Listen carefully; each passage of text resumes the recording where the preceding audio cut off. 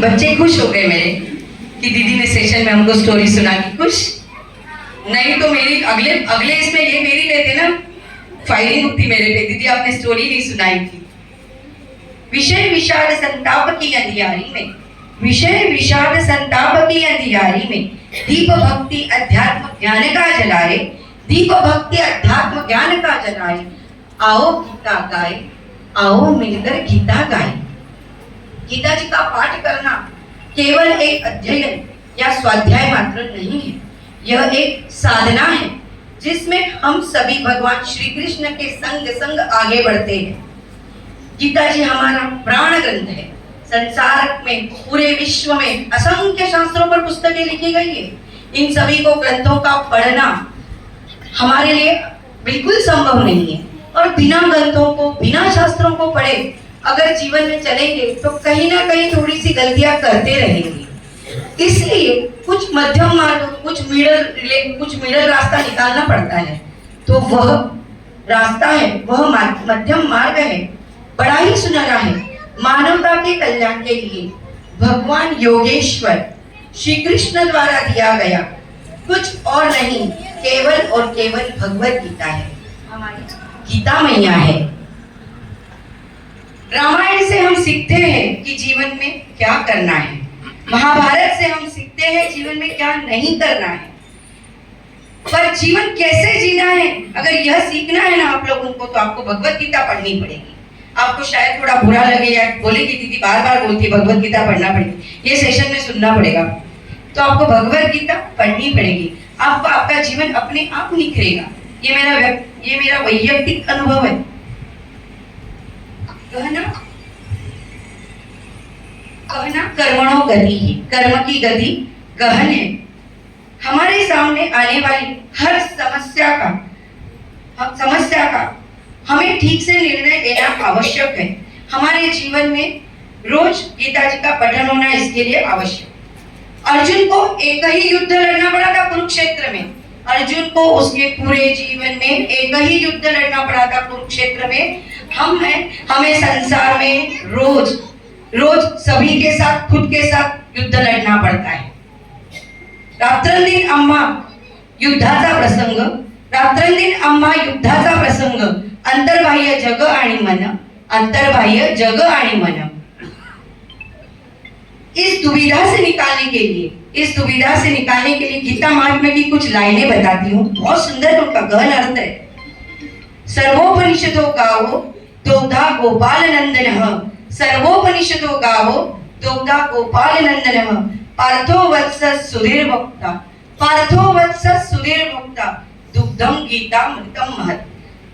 गीता मृतम महत्। इन पंक्तियों का अर्थ है सर्व उपनिषद मानो गायें हैं, और इन गौओं का दूध निकालने के लिए, दूहने के लिए ग्वालों की आवश्यकता है, और इन उपनिषदों रूपी गौओं का दूध निकालने के लिए, दूहने के लिए स्वयं कृष्ण भगवान ग्वाल बने हैं।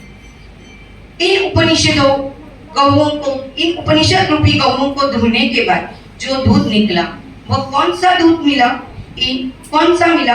जो प्राप्त हुआ वह ज्ञान का दुग्ध ही भगवत गीता है। इसलिए भगवत गीता का नित्य पठन होना हमारी आवश्यकता है। ये था आध्यात्मिक। आज के विज्ञान युग में भगवत गीता क्यों पढ़नी चाहिए? क्योंकि मुझे अधिकतर बड़े जो बच्चे, छोटे हम उम्र वाले, यानी मेरे उम्र के नहीं, जो मेरे बेटे के हम उम्र के बच्चे हैं वह भी पूछते हैं, मेरे संस्कार वर्ग के भी बालक पूछते हैं कि दीदी आप इतना क्यों जोर देते हो कि भगवत गीता पढ़नी चाहिए? तो सुनो उसका बता दूंगा। हम सब विज्ञान युग में जी रहे हैं। पुराने जमाने के आचार विचार संस्कृति और आज के जमाने के आचार विचार संस्कृति, इसमें बहुत अंतर हो चुका है।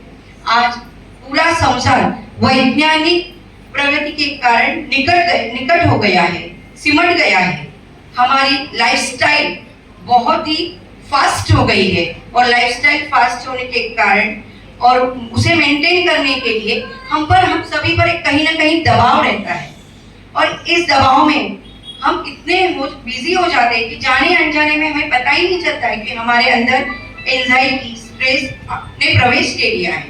इसका परिणाम हमारी सेहत पर होता है, शारीरिक और मानसिक दोनों सेहत पर होता है। और यह मेरी या आपकी नहीं, विश्व के हर व्यक्ति की यह समस्या है। इसमें और एडिशन, इंटरनेट, सोशल मीडिया, इसका भी बहुत ज्यादा असर होता है हमारे पर, और हम पे तो होता ही होता है, पर आने वाली युवा पीढ़ी पर भी हो रहा है। हमारी स्थिति भी धीरे धीरे अर्जुन की तरह दुविधामय हो गई है। हमें क्या करना है, क्या नहीं करना है। हमारे मन में रावण भी है, हमारे मन में राम भी है, हमारे मन में अच्छे विचार भी आ रहे हैं, हमारे मन में कुविचार भी आ रहे हैं। हमारे साथ हम जिनके साथ उठते हैं, बैठते हैं, उनके साथ दो आओ भाभी, सॉरी, हमारे मन में अच्छे विचार भी आते हैं, बुरे विचार भी आते हैं, हमारे मन में कुविचार भी आते हैं, हमारे मन में राम भी है, हमारे मन में रावण भी है। हमारे साथ हम जिनके साथ रोज उठते बैठते हैं, वो भी दो प्रकार के लोग होते हैं। उसमें से चयन करना। जब ऐसी समस्याएं हमारे सामने आती है, तब अगर हमने भगवत गीता का पठन किया होगा और उसको सही रूप से समझा होगा, तो हमें बहुत सरलता हो जाएगी कि हमें क्या करना है, क्या नहीं करना है। भगवान शंकराचार्य जी बहुत सुंदर कहते हैं, अर्जुनम निमित्त कृत्य। आज से 5200 वर्ष पहले डेफिनेटली अर्जुन के लिए भगवत गीता कही गई होगी, लेकिन आज हमारे लिए भी वही दुविधा में स्थिति हो गई है।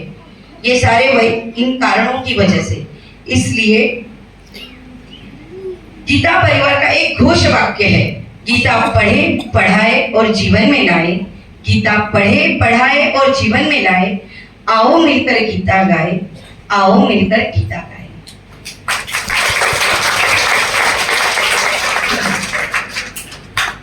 मुझे तालियां नहीं चाहिए। श्री कृष्ण अर्पणमस्तु।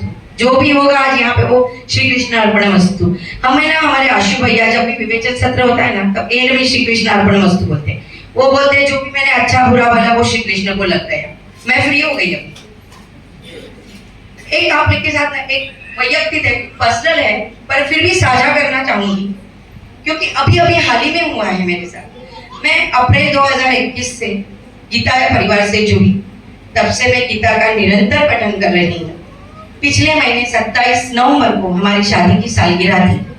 घर में पूजा पाठ करके हम दोनों मम्मी जी का, बाबा जी का आशीर्वाद लेकर हमारे इनकी अम्बा माता, अजय नगर में स्थित अम्बा माता मंदिर पर बहुत श्रद्धा है। कुछ भी हुआ तो चलो वहाँ दर्शन कराते हैं। तो हम दोनों वहाँ गए, माता जी के दर्शन लिए, प्रसाद लिया पंडित जी से, निकल रहे थे हम। पता नहीं तभी एक जोड़ा हमारे सामने आया और उसने हम माता जी के सामने गीता जी भेंट दी। मैं अभी भी मेरे फीलिंग्स में आप भी, आपको मेरी जो भावना है ना, वो मैं सजीव और अदृश्य भाव है। गीता जी कैसा है ना, भाव से अनुभव किया जाता है, भाव से इसको अनुभव किया। आप जैसे जैसे पढ़ने लगोगे ना, आप अगली बार बोलोगे दीदी हमें बोलना है गीता जी के बारे में। अगर आप में से कोई भी एक जरूर गीता जी के बारे में बोलना चाहेगा अगले इसमें, तो मैं जरूर इसको बुलाऊंगी। इसलिए कहती हूँ, आइए अपने कल्याण के लिए, अपने उज्जवल आत्म शांति के लिए गीता जयंती के शुभ अवसर पर हम सब मिलकर एक दृढ़ निश्चय करें, गीता जी का नित्य पाठ करें, गीता जी का नित्य पाठ करें। भक्ति के साथ मेरा अनुभव, भक्ति के साथ शक्ति मिली, भक्ति के साथ शक्ति मिली। गीता पढ़ आत्म शांति मिली, गीता पढ़ आत्म शांति मिली। गीता बस गई है रोम रोम में, गीता बस गई है रोम में। श्री कृष्ण को गीता सेवी मिली, श्री कृष्ण को गीता सेवी मिली। श्री कृष्ण अर्पणमस्तु। मैंने कुछ ज्यादा बोला होगा, कुछ कम भी बोला होगा, क्योंकि यहाँ बहुत दिग्गज बैठे हैं। अगर कुछ भी गलत हुआ रहेगा तो मैं अभी क्षमा चाहती हूँ, अपनी बच्ची समझकर, हम उम्र समझकर, मेरे प्यारे बच्चों, आपकी टीचर समझकर मुझे माफ कर देना। 12वें, 15वें और 9वें अध्याय का सामूहिक अनुपठन होगा। सबको पेपर बांटे जाएंगे। हमने 100 पेपर के जेरॉक्स निकाले थे। अगर आपको कम पड़े तो आप अपनी संग बैठी सहेलियों के साथ साझा शेयर कर लेना। सामूहिक अनुपठन होगा। सामूहिक अनुपठन के लिए मैं पेपर बांटने के लिए गीता परिवार के बच्चों को तीन लड़कियां 3 लड़के आगे आए।